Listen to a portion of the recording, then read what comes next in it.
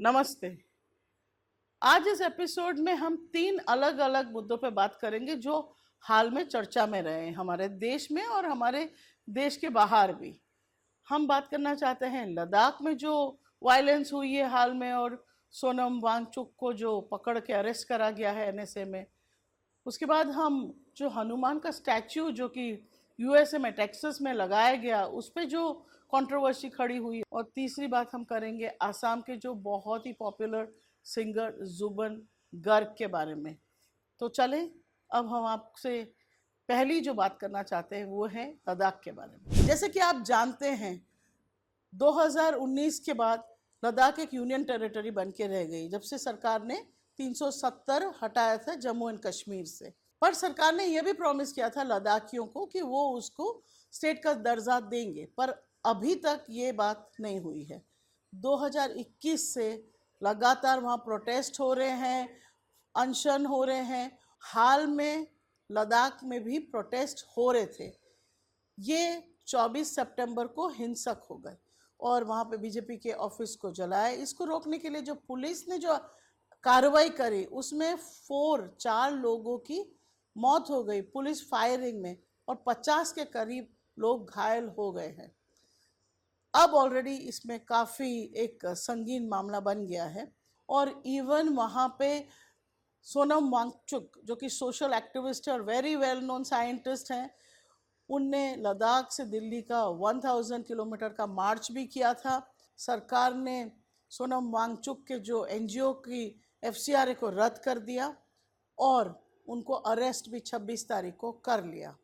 लद्दाखियों की 2 मांग है। एक तो वो स्टेट का दर्जा चाहते हैं, दूसरा वो चाहते हैं कि 6th शेड्यूल में उन्हें इंक्लूड किया जाए। 6th शेड्यूल जो अपना इंडिया का है उसमें ये होता है कि जो वो अरुणाचल प्रदेश और कई नॉर्थ ईस्ट के प्रदेशों में लागू किया गया है। यहाँ पे ट्राइबल काउंसिल्स होती है और उनके जो प्रदेश में without the permission of tribal councils कोई भी डेवलपमेंट एक्टिविटी नहीं की जा सकती। तो वो चाह रहे हैं कि उन्हें लद्दाख को एक 6th शेड्यूल में इंक्लूड किया जाए, कि उनकी मांगे इसके लिए लगातार अपनी आवाज़ उठा रहे हैं। हमारा ये क्वेश्चन है कि क्यों डेमोक्रेसी जब प्रोटेस्ट होते हैं तो सुनते क्यों नहीं है? डेमोक्रेसी का तो हॉलमार्क ही है कि डिस्कशन और डायलॉग से वो प्रॉब्लम सॉल्व करें। हमारे देश में ही अगर देखें तो फार्मर्स ने पूरे 1 साल दिल्ली के बाहर उनने डेरा डाला था, प्रोटेस्ट एक पूरे साल चलता रहा। उस दरमियान में कितने उन पे आरोप लगे, लांछन लगे, सरकार ने क्या कुछ नहीं करा, पर उनकी बात नहीं सुनी। 1 साल के बाद फाइनली वो फार्म एक्ट लॉज वापस लेने पड़े, 3 फार्म लॉज जो करे थे। इसी तरह से अगर आप देखिए श्रीलंका में, हमारे देश में ही नहीं, श्रीलंका में, बांग्लादेश में, अभी हाल में नेपाल में, ये सारी डेमोक्रेसीज हैं। यहाँ पे हर जगह जब प्रोटेस्ट शुरू हो रहे थे तो हर जगह एक बहुत ही वायलेंट तरीके से सप्रेस करने की कोशिश की गई मूवमेंट्स को। क्यों? डेमोक्रेसीज इन देशों की और हमारी देश की डेमोक्रेसी, हम बहुत इस पे गर्व करते। We are the largest democracy. हमें डेमोक्रेसी के जो मेन फाउंडेशनल प्रिंसिपल्स हैं उनको फॉलो करना चाहिए, और सरकारों को चाहिए कि उनके जो नागरिक हैं उनकी बात सुने, खासकर जब उन्हें प्रॉमिस ही कर रखा है पहले से कि वो करेंगे और बाद में अब कुछ हो नहीं रहा है। आपका क्या मानना है? आप डेफिनेटली हमारी इस पॉइंट पे ज़रूर आपकी राय देना। जो दूसरी बात हम आपको बताना चाह रहे हैं वो है यूनाइटेड स्टेट्स से जुड़ी हुई।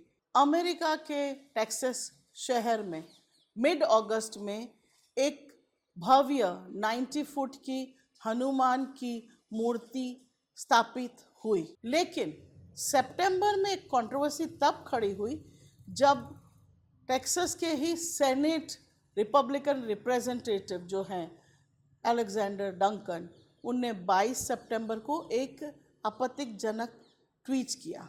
उनने कहा, why are we allowing a false statue of a false Hindu god to be here in Texas, we are a Christian nation. और अपनी बात को सपोर्ट करने के लिए उन्हें बाइबल के कई वर्सेस कोट किए जिसमें आइडल वर्शिप पे रोक है। अब ये जब से ट्वीट हुआ है उसके बाद वहाँ हिंदुस्तानी अमेरिकन जो हैं कम्युनिटी बहुत ही गुस्सा है, खासकर जो हिंदू अमेरिकन फाउंडेशन है। ये फाउंडेशन वहाँ पे बहुत ही गुस्सा है और वो कह रही है कि डंकन पे डेफिनेटली कार्रवाई करनी चाहिए और ये हिंदुओं को वहाँ पे परसिक्यूट किया जा रहा है, जो कि एक माइनॉरिटी है। जो हिंदू अमेरिकन फाउंडेशन है वो वीएचपी के साथ जुड़ी हुई ऑर्गेनाइजेशन है। पर अगर हम देखें तो हिंदुस्तान में क्या हो रहा है, हिंदुस्तान में भी यहाँ की माइनॉरिटीज़ को परसिक्यूट किया जा रहा है, इनको हैरेस किया जा रहा है। यही जो ऑर्गेनाइजेशन जो वहाँ पे कह रही हैं कि वो परसिक्यूट हो रही है, उनको सताया जा रहा है, वो हिंदुस्तान में भी सही इसी तरह से कर रही हैं। यहाँ पे क्रिश्चियंस को रेगुलरली उनको सताया जाता है। अगर वो अपने घर में प्रार्थना सभा या रख रहे हैं तो उनको ज़बरदस्ती उनको पकड़ लिया जाता है कि ये कन्वर्जन कर रहे हैं। एक इंसिडेंट तो ऐसा है कि जब एक दलित फैमिली, थोड़ी बहुत महिलाएं मिलके उनके ही बच्चे का बर्थडे मना रही थी और वहाँ पे उन्होंने जब प्रार्थना करवाई वहाँ पे, तो वहाँ पे भी वीएचपी के लोग पहुँच गए, उनको अक्यूज़ किया कि इनने कन्वर्जन करा है और फिर उन सब महिलाओं को जेल में डाला गया। बाद में ऑफ कोर्स उनकी बेल हो गई है। ऐसे बहुत सारे इंसिडेंट्स हमारे देश में, उत्तर प्रदेश में और छत्तीसगढ़ में लगातार होते चले जा रहे हैं। तो जब कोई भी डेमोक्रेसी में, अगर सेक्युलर डेमोक्रेसी जो यूनाइटेड स्टेट्स भी है और हिंदुस्तान भी है, तो यहाँ पे हर जगह माइनॉरिटीज़ के रिलीजियस राइट्स की रक्षा की जानी चाहिए और होनी भी चाहिए। यही कॉन्स्टिट्यूशन कह रहा है। अगर आप देखें तो फॉरेन में अभी नवरात्रि का समय है तो बहुत सारी जगह गरबे हो रहे हैं। यूनाइटेड स्टेट्स में, यूके में बहुत सारी जगहों में गरबे होते हैं। रथ यात्रा पे अलग अलग रथ निकलते हैं। ये सब चीज़ें हो रही हैं और उसको बहुत अप्रिशिएट हम लोग यहाँ पे करते भी हैं। इसी पर हिंदुस्तान में जब हो रहा है तो कन्वर्जन के नाम पे बहुत ही क्रिश्चियंस को सताया जा रहा है। मुस्लिम्स भी इसको फेस करते हैं। आप लोग का क्या मानना है अगेन इस एक बात पे कि हमारे देश में सेक्युलर डेमोक्रेसी को किस तरह से पेश आना चाहिए अपनी माइनॉरिटीज़ के साथ? तो चलें अब हम आखिरी बात पे आते हैं। जुबिन गर्ग जो हाल ही में एक स्विमिंग एक्सीडेंट में उनकी डेथ हो गई। वो बहुत ही पॉपुलर सिंगर आसाम के रहे, पर हम जो इंडी बेल्ट में रहने वाले लोग हैं हम उनको इस तरह से जानते ही नहीं थे।